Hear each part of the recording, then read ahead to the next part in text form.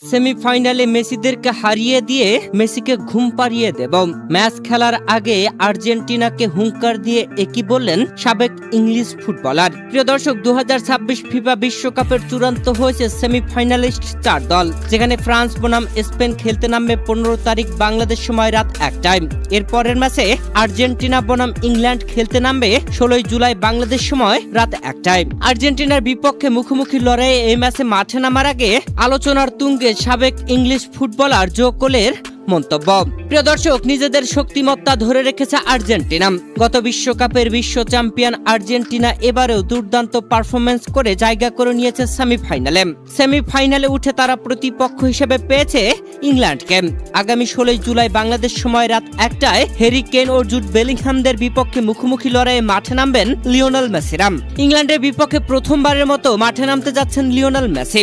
আর এই ম্যাচে ইংল্যান্ড আর্জেন্টিনাকে হারিয়ে কাঁদিয়ে ফেলবে, এমনটাই মন্তব্য সাবেক ইংলিশ ফুটবলারের।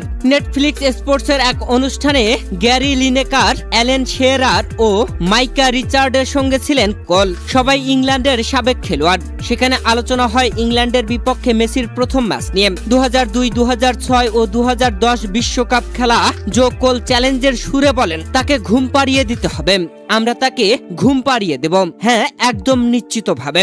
তবে কি ইংল্যান্ড আর্জেন্টিনাকে হারিয়ে মেসিকে ঘুম পাড়িয়ে দেবে? আপনাদের মতামত জানাবেন কমেন্ট করে।